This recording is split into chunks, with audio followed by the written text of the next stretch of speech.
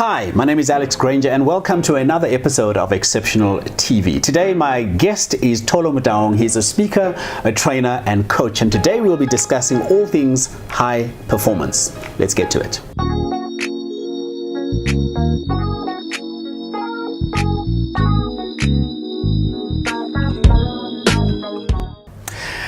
Tholo Motaung, welcome to Exceptional TV. It's good to have you. Thank you. It's a pleasure to be here. By the way, as we start, are you related to the Kaiser Chiefs people? I'm a Kaiser Chiefs fan. I get that. So are you and Bobby? Unfortunately not. I wish because you would have made sure that my team wins more. Yeah. Do you support Chiefs? Yes. Are you just saying that because I asked you? Yeah. I do support it. Look, it's really great having you on Exceptional TV, and we've had the conversation for a while that we'll do this, and so it's finally happening. So good to have you. And so just to kickstart, people want to know, I want to know a little bit more about who Tholo is. So is that your full name, just Tholo Motaung, or do you have Tholo? Is it Tholo? Tholo. It's okay. Saying Tholo. It's okay. That's better. You should hear. Do you have other people saying Tholo? Yeah. Tholo, Thole. All that. So it's just Tholo. Yeah, it's just Tholo. What does that mean? Do you know kudu? Yes. In Sesotho, it's Tholo. Tholo. Yeah. So apparently my grandfather loved the kudu meat. Oh, okay. So they started calling him Tholo, and then we inherited. And now you're vegetarian, so I mean, like, how does that work? Great. Okay, Tholo Motaung. So who are you? What are you involved in? What do you do? What values do you subscribe to? Tell us a bit about yourself. Okay, I was born in the small town called Gestel in the Eastern Free State, just close to Kwakwa. Grew up there, then moved to Joburg, basically, after matric, to pursue further education. Right. And I think that's where I've done a lot of things. I started studying to be a paramedic, then worked in a clinic, not really working what I studied for. Started working as a receptionist, but then I did well, promoted to being a PA. And that's when basically my career took off. Right. And as I was working, I think I then realized the passion that I have about empowering people, about working with people, seeing people's potential being unlocked and all of that. And then I started studying behavioral sciences, and that then took me to even corporate governance. But career-wise, I have worked at different levels. As I said, started as a PA, then worked to support managers at different levels, as a strategist, as a business development officer in different areas, served on various boards in the motor industry. That's where I started. Currently, I'm serving on the board of Association for Office Professionals of South Africa. Okay. That's where I am on the board. And basically what I'm doing now is I do training. So basically in the area of management, leadership, corporate governance. I also do facilitation, whether it's a panel facilitation or strategic planning facilitation. Right. That's what I also do. And I do public speaking as well, focusing on 3 areas: high performance, toxic leadership, and the consistency, the importance of consistency, in business and in life generally. Yes. Tholo, you sound like you're in government, like you're very pragmatic, very, I focus on, as I embark on this journey, you may remember, like always, like government people, the first time you interview them, first time you've never spoken to them before, you ask them a question, the response is, you recall, I've never had a conversation with you before. Great, well that's good to know. I've also seen some of your images on Instagram when you're wearing your Sotho hat. Okay. Yeah. What is that hat called? It's got a name. It has a name. In Sesotho, ki Mudianyewe. Mudianyewe. Yeah, Mudianyewe. So I actually have one. I was in Lesotho earlier this year, and speaking at a conference there. And when I got into my hotel room, that was my gift. They gave me that and happy socks, because they know me and happy socks, which is quite cool. So you didn't get the blanket? No, they didn't give me. Nah. When is your birthday? Maybe I should get February. One. Yeah, February is that. I mean, look, you don't have to wait that far. You can. I mean, any time this week. The head is here, and the jacket as well is kind of cool. I like the jacket. It's not a suit jacket though. Yeah. You're depriving your people of being great. No, but this jacket, I actually got it for this interview because I've always been following you and I've seen that there's a bit of got change it for this in the interview, so wardrobe. you came wearing it so that you can leave it as a gift. You know, my guests are amazing, guys. They're just wonderful people. They come here, they drop off gifts. I appreciate you that I much. just love my guests.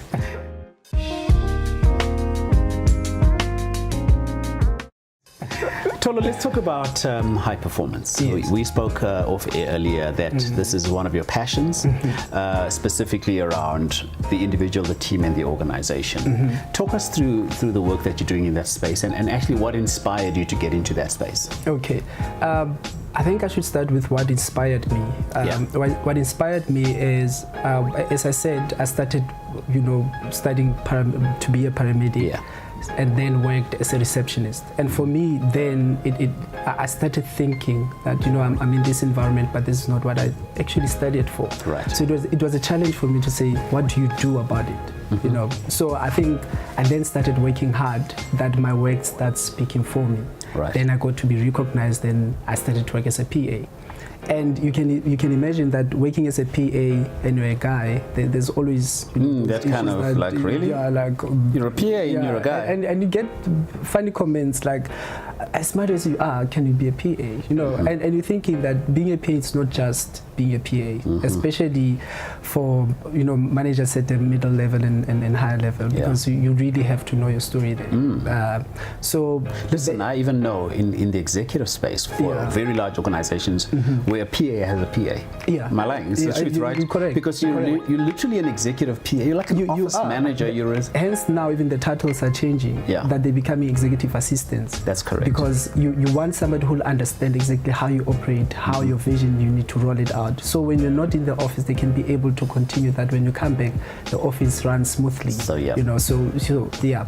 So having worked as a PA, I think that's when I actually then started to see that I have much interest in the behavior of people, and basically to help them or assist them to perform better. Right. Because as a PA, you basically at the center of everything, all the operations in the organization, and you're exposed to everything that is happening.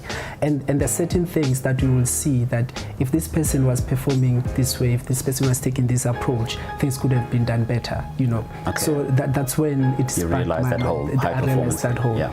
Then for me, then when I started to work as a facilitator and a trainer, the challenge was for an organization to be able to stand out, for the organization to be able to perform well, to be competitive, especially in the current market where it really has to be agile. It has to make sure that it is outstanding. It was that then how does it get to that point? Then you realize that it starts with the individual. Yeah. So if the individual doesn't have the mindset of being a high performer, they cannot come in an organization and add value, because that's what the organization does. Right. Therefore, I would look at individuals who say through coaching, through maybe mentoring or advising, or even in a workshop, to say how do we empower them to be high performers? Yes. What we look at and all of that. But also this individual is part of the team, right, an organization. So how do they deal with the dynamics of the team? Right. What role do they play in contributing to the team? So we also look at that. But right, also to say as a team, how do you work together to right, understand each other's strengths, to be able to embrace each other's backgrounds and work together to build a good team. Because if a team works well, then you're building a good environment, right, and the team gets to be engaged. That's when it gets to be productive. Therefore, then the organization is able to reach its vision. It's able to reach its targets. Right. So it basically goes that way. What I always feel, and I mean we need to get real sometimes, is that a lot of organizations have as either one of their mission statements or one of their values that we are a high-performing organization, or high performance is a value. Yeah. And I find there's a disconnect with a lot of organizations who claim and say it, but actually when you as a customer begin to experience the engagement with them, it's a totally different thing. What goes wrong? That's great. I think the disconnect comes to usually organizations will go to strategic planning, put all these wonderful plans in place, but translating them into action basically going down to make sure that they start getting implemented. That's the challenge. Yeah. To say, how do you get them? How do you get your personnel to start speaking your language, to start practicing that which you preach? So basically rolling it out is the challenge, because then you will plan and say, okay, how do we implement it? So you need to have your critical action plan in place to say, here, we've got it, it's a 5-year or 3-year strategic plan, or 12 months, we need to see this happening. Then where do we start? You know, what are the short-term goals? What are the medium-term goals? What are the long-term goals? But who's going to make sure that we implement this? So you have people that you delegate that, you know, they start making sure that it gets rolled out. But also they get to account on that. So somebody also has to make sure that they oversee that it gets to be implemented. That you know, in 3 months you can look back and say, are we still in the right direction? What is it that we need to adjust, and all of that. But unfortunately, organizations will get so busy in busyness to the point that they open their eyes, another 12 months have passed. It's gone by, yes. Yeah. So basically, to track what do you have planned to say, are we getting it implemented? It's interesting. So I worked for an organization some years ago in the car rental industry, and what I found was an amazing alignment at executive level, where the directors spoke the same language, but the disconnect between that level and the next level was so wide. And because of that width, you found that the people who were actually driving the customer service, people in sales and operations and accounting, were so removed from high performance, if we can use that as an example. And I think for many organizations, this is where the critical gap is, the executive to management level, is that this translation of the strategy is not being executed efficiently. So it's a leadership issue. Now, I know you're an accredited coach. You obviously speak to a lot of leaders. When you discuss these kind of challenges, what is the response, and what is the rhetoric around that? I think most leaders get caught up in pushing results without looking at how do we get on daily basis, how do we get bite sizes, you know, because if you want to reach a goal and you have a plan in place, it cannot just be a broad plan. You need to chunk it down to say, for a person that works as a clerk or that works as a receptionist, what does this mean to them? How are they going to contribute to this strategic value that we've put here? You know, so then you have to look at who then is able to communicate that information down. Because remember, for employees to be able to perform at a level that you want them to, they need to be engaged. So for them to be engaged is when the vision and the plans are communicated clearly to them, for them to understand that in my role where I am, how do I add value? With the skills that I have, with the abilities that I have, how do I add value? So there's that disconnect, because there's not much communication. People focus on what at the level of saying, okay, we need to get results, but how do we get results? How do we chunk it down for the last person, you know, when you enter the organization, to understand how do they add value to everything that you are doing? So here's a scenario or an example. Large organization, let's call it a banking organization, have a huge contact center or a call center. You can imagine, for someone who's working in a contact center where the tasks are so repetitive and almost mundane, because, you know, for the customer who calls in, for them it's exciting because their experience is one way. But for the person receiving the customer call, the next call is the same, and the next call is the same, and the next call. I worked in a call center in a car rental company, making bookings, and I found the biggest struggle, we're talking about high performance, to high performance, was that the next call, I need to almost like this is the first call of the day. And in a day when you're taking 150 to 200 calls, how do you sustain high performance in an environment where the tasks might look mundane and repetitive? Yeah. I mean, how do you deal with this kind of issue? It's a matter of the approach that you take. I think as a supervisor, as a manager, as a leader in that environment, to say people want to be recognized for what they're doing. Yeah. So recognizing them for what they're doing actually gives them, that boost to keep doing what they're doing. But also, part of coaching that I do, we do we call it corporate peer coaching. Corporate peer coaching, the approach that it takes is you have maybe every week or every month that the team comes together. One of them who's good or has a specific skill that they're good in shares that skill with the others. So then they get to discuss this skill. Right. Then they plan to say, till the next meeting, what is it that we need to do to implement what we've learned for us to be able to exercise the skill, for us to be able, because for you to acquire a skill, you need to practice it. Yes, I was supposed to say, how do you practicalization? Is there such a word? That's practicalization. If you can't pronounce it, just shake your head. Don't judge me. So then they for that period they go practice that, and they come back and say, okay, have we been able? What are the challenges that we came across? How do we manage those? Because when you are taken for training, unfortunately, in 30 days, you would have lost about 80% of the information. Yeah. It's only when you start practicing that you'll get, to acquire the knowledge of doing that. Yeah. So such assist companies because then there's constant engagement in what the people does. Yes. So on a daily basis, when they come across challenges during the day, they're able to think of, okay, this is what I learned when we were discussing this, or this is what I was taught. So then they have something to remind them that this is how we need to do things. But also to take different approaches in the way we go on daily basis. I'll give you an example. There's an organization.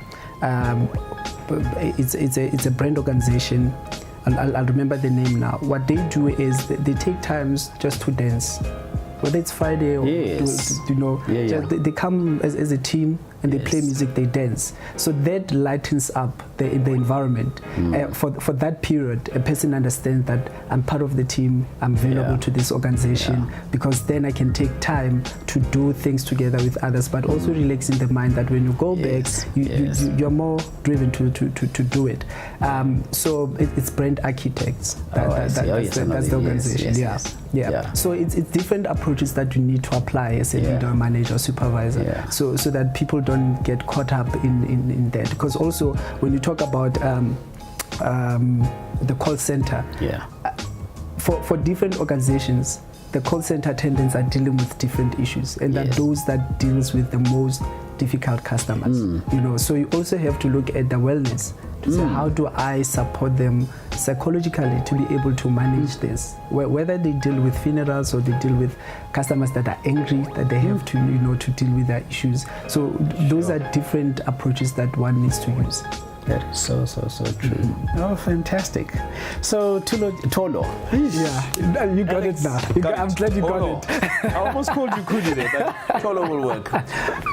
What does the future hold for you? Like, what are you planning to do into the future in terms of your workspace? You're writing a book, you're writing a movie, you're recording an album. I don't know. What are you doing? Let me not get pressure. Just throwing it out there. Are you constructing a building? Are you buying a jet? I mean, what are you doing in the future? Sure, a lot of stuff. Okay. A lot of stuff. I'm now involved with African Youth in ICT. So it's a non-profit organization that is focused on empowering youth in townships and in rural areas about ICT-related matters. Fantastic. Fantastic. So it is quite exciting for me because it's also about empowerment, but more than anything, we give those people opportunities, to get access to education, to get access to the type of tools they need to work and to introduce this whole ICT thing in the environment, which unfortunately now, because the world is moving to the fourth industrial revolution, we're going digital, everything is digital, so for those areas it's very exciting. So that's what I'm doing at the moment, which is exciting, but also what I'm looking at is getting in the space of government, really, because there's a perception that there's no high performance in government sectors. So the critical areas which I'd like to get involved in, where I can add value from the empowerment perspective, but also coaching as well, to pursue coaching, because for me there's nothing as fulfilling as starting the journey with the person, and you see them growing to a better level. Yes. Well, Kaizer Chiefs just appointed a coach, but I know you don't mean sports coaching more on that side. Well, that's really great.